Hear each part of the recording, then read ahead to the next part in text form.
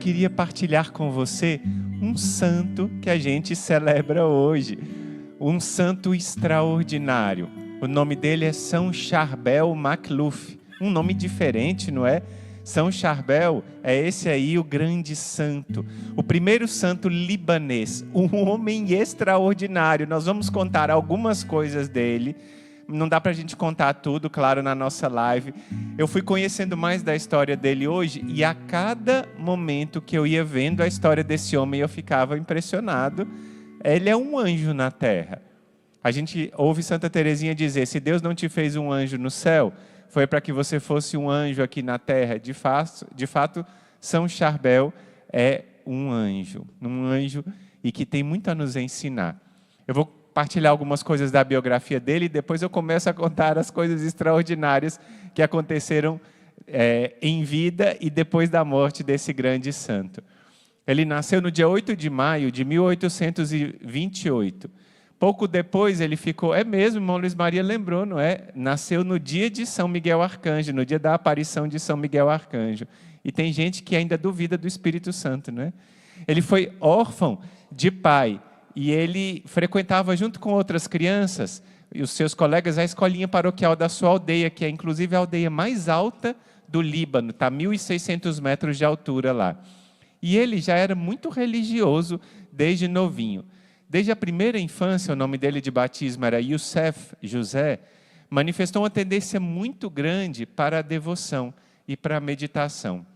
Às vezes ele até abandonava os seus companheiros e retirava-se para rezar sozinho numa gruta, que foi chamada pelos seus amiguinhos da Gruta do Santo. Essa aí é a gruta onde ele rezava lá na aldeia dele, que você pode acompanhar aí, essa é a grutinha que fica lá escondidinha. Enquanto ele era adolescente, ele já ajudava o tio paterno, dado que ele era órfão de pai, nos trabalhos agrícolas, sobretudo para cultivar amoreiras, para criar o bicho da seda, aquela lagartinha que come a folha da amoreira e depois, no seu casulo, faz a seda para poder fazer aquele tecido tão precioso. E enquanto ele trabalhava lá, ele aprendia a ler e a escrever. Mas o seu coração não estava tão preocupado com isso. Ele pedia era a Nossa Senhora, que é tão venerada pelos maronitas, que é uma das igrejas católicas orientais, não é, de rito maronita, pedia a Nossa Senhora que o ajudasse a se tornar monge, como seus dois tios maternos. Então, com 23 anos, ele respondeu ao chamado de Deus e abraçou a vida monástica. Em 1851, sem avisar ninguém, nem mesmo a sua mãe, porque ele amava muito a sua mãe e ele quis sair. Ele deixou a sua aldeia e apresentou-se no mosteiro de Nossa Senhora em Maifuk. Esse aí é o mosteiro, logo no início, onde ele se apresentou. E ele tinha sempre uma resposta quando falavam seus familiares, as pessoas, para deixar disso, ficar com a família. E ele dizia, Deus me quer inteiramente só para Ele. Terminado o primeiro ano de noviciado nesse mosteiro, ele foi enviado para fazer o segundo ano no mosteiro de São Marum, em Anaia. E lá, aos 25 anos de idade, no final do noviciado, ele fez a sua profissão. Isso, ele fez os votos religiosos como monge. E aí o que aconteceu? Segundo a tradição monástica oriental, já eu conto a história dessa imagem tão bonita aí, não é? Segundo a tradição monástica oriental, a vida monástica atinge o seu ponto mais alto na vida eremítica, de solidão. Estar a sós com o só. Deixa eu fazer um parêntese aqui com você, porque o significado da palavra monge e a vida monástica quer dizer monakos, vem do grego que significa o único. Então, a vida monástica é aquele que está a sós com o único Deus, quer dizer, aquele que está unido a Deus profundamente. Essa era a vocação dele. Então, a vida comunitária era considerada como esse período de transição para a formação de uma vida propriamente isolada e eremita. E ele, o padre Charbel, ele sentiu uma vocação para a vida solitária. Em várias ocasiões, ele solicitou autorização para retirar-se da vida com os monges para ficar sozinho no eremitério. Depois de muita insistência da parte do santo, aconteceu uma comprovação e o seu superior deu a permissão no dia seguinte para que ele fosse lá. Esse é o tão conhecido milagre da lâmpada. Qual foi essa comprovação, então? Como é que aconteceu? Um dia o padre Charbel levou a sua lâmpada, naquela época não tinha energia elétrica. Ele levou a sua lâmpada lá para a cozinha para que o servente abastecesse de azeite. Ele pediu e o rapaz lá não quis dar para ele porque estava muito tarde. E é ele e o seu companheiro, que eram adolescentes, querendo brincar com esse monge, ao invés de colocar o óleo, encheram a lâmpada de água. Ele agradeceu gentilmente, foi para a sua cela, acendeu a lâmpada e a lâmpada permaneceu acesa.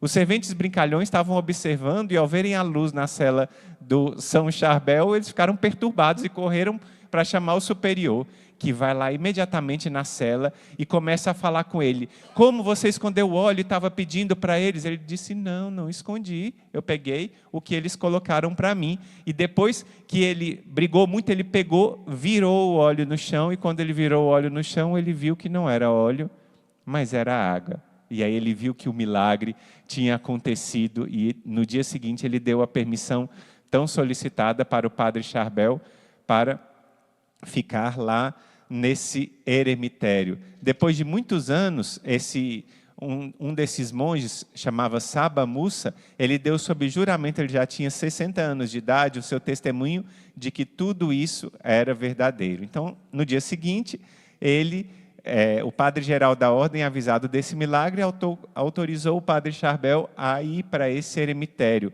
o eremitério de São Pedro e São Paulo, que é essa foto dele, cheio de neve, não era onde morava o São Charbel. E aí ele vivia na cela do padre Eliseu, que tinha acabado de morrer nesse eremitério, e daí ele foi viver nesse local. O eremita, ele tem que procurar ser como um novo crucificado, como um novo cordeiro de Páscoa da igreja. E assim os seus dias são divididos entre orações, meditações e trabalhos braçais nas propriedades do convento. O regulamento permite que ele durma 5 horas por dia, para passar o resto do tempo rezando. Porque, como dizia o São Charbel, a prece relaxa os membros mais eficazmente do que o sono. Olha só. Então, a gente lembra que é importante rezar e acordar de madrugada também no domingo do cerco. Às vezes, ele permanecia horas e horas ajoelhado diante do Santíssimo Sacramento. A sua cela tinha 6 metros quadrados, era pequenininha. Lá tinha um colchão de folhas de carvalho, uma lâmpada de azeite, um prato de madeira sobre um banquinho e uma pedra que servia de cadeira. E o livro de oração, qual era? A Imitação de Cristo. Ele tinha só uma refeição às 3 horas da tarde, que era uma comida muito simples: verduras, legumes cozidos, cereais e azeitonas. Ele nunca comeu carne enquanto esteve no convento, nem fruta. E a refeição era sempre entregue pelo convento. E ele bebia só água, nenhuma outra bebida. E ele dizia, São Charbel, a pobreza favorece a salvação e a frugalidade fortalece a alma. Eu quero viver nas privações, ignorando os prazeres e doçuras desse mundo. Quero ser o servidor de Cristo e dos meus irmãos. Assim era o padre Charbel, mal vestido, mas com vestes limpas. Mal alimentado, mas com boa saúde. Exposto ao frio e ao calor, privado de qualquer conforto e qualquer ternura humana, e ele era o homem mais feliz do mundo, porque o Senhor, o próprio Deus, tomara ele, na verdade, a sua força, a sua riqueza e a sua alegria. Ele era magrinho, mas o seu rosto estava sempre radiante. Antes de falar da morte dele, eu queria partilhar com vocês o profundo amor que ele tinha pela Santíssima Eucaristia. Ele passava, como eu disse, horas em adoração ao Santíssimo Sacramento, e na hora da consagração ele derramava copiosas lágrimas. Uma vez ele estava celebrando a Santa Missa e ele chorou tanto que as suas lágrimas banharam o corporal. E ele, com medo de ter derramado o preciosíssimo sangue, quando acabou a Santa Missa, correu para mostrar para o superior, achando que ele tinha feito algo de errado, e o superior, não, calma, isso aqui são as suas lágrimas, Padre Charbel. E aí o que aconteceu? No dia 16 de dezembro de 1898, às 11 horas da manhã, o eremita, o Padre Charbel, estava celebrando, como de costume, a Santa Missa na capela do eremitério, quando ele foi atacado por paralisia, no momento da elevação, enquanto ele recitava em aramaico Abba de Custo, que é a oração da liturgia maronita. Ó Pai da verdade, eis o vosso Filho vítima de vosso agrado. Aceitai-o, pois ele sofreu a morte para minha justificação.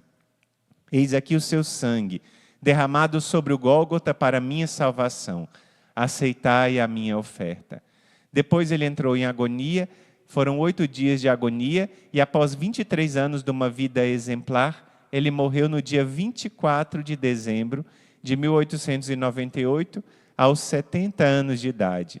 E ele morreu como morrem os justos, e foi enterrado na simplicidade do cemitério do convento, com outros monges já falecidos. E podemos dizer que a sua vida começou como a sua morte, uma vida escondida, e onde São Charbel é sempre invocado.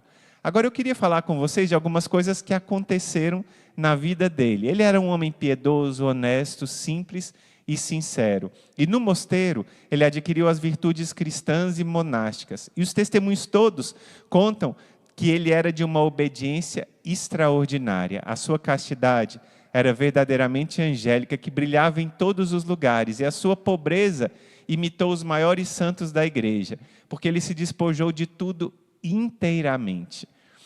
Ele, para o dinheiro, não significava nada. E tudo que ele ganhava, ele pedia para entregar para os seus superiores religiosos. Todas as cerimônias que ele recebia, ele dava para os superiores qualquer dinheiro que ele ganhava. Isso. Todas essas coisas que ele ganhava, ele entregava para outro monge ou para o superior. E ele foi sempre um homem de oração e permanecia muitas horas ajoelhado diante do Santíssimo Sacramento. Venerava muito Nossa Senhora. Era uma vida muito especial, a de São Charbel, que ele tinha o coração mariano e ele amava também o próximo de todo jeito. Ele escolhia sempre o trabalho mais penoso e mais humilde. Uma vez, até para zombarem dele, os outros monges falavam assim: olha, você vai me mandar, falava com o superior, o senhor está me mandando fazer isso, o senhor acha que eu sou como o padre Charbel?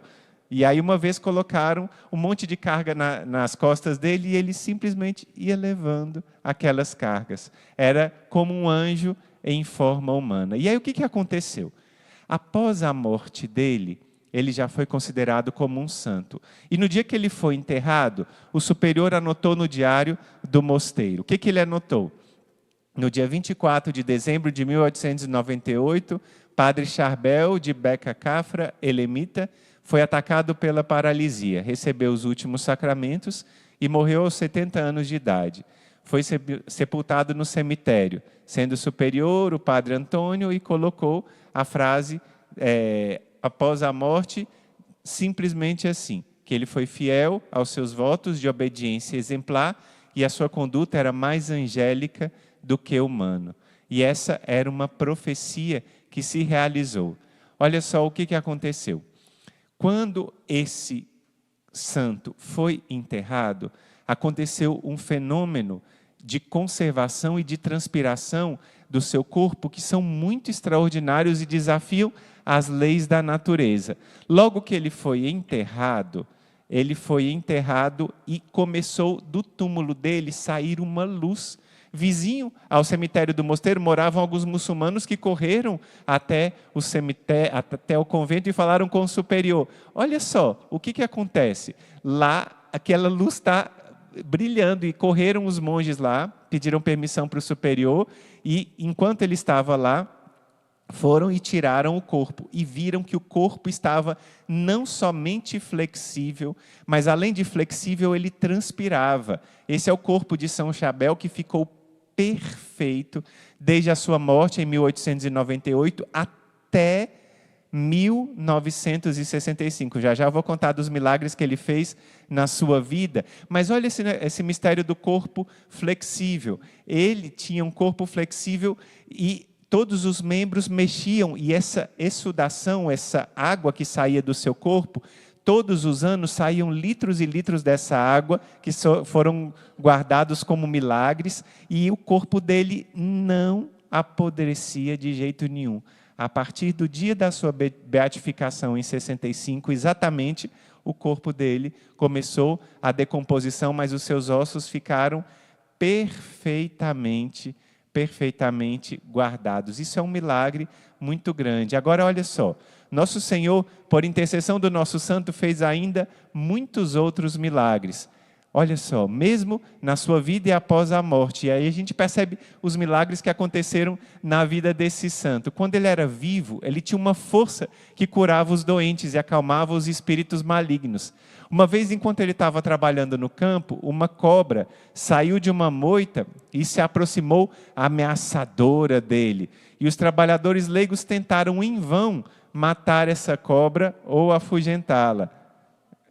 Ixi, a gente voltou para cá, né?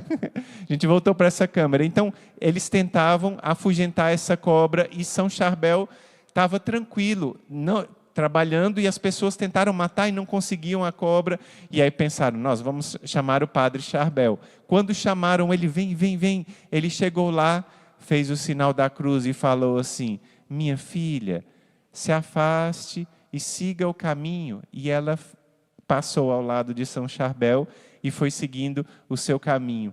Muitas coisas extraordinárias aconteceram, inclusive como um louco que naquela época chamava-se de louco, mas era um jovem possesso, que fazia muita confusão na sua cidade, e aí chamaram São Charbel para ir lá para fazer uma oração.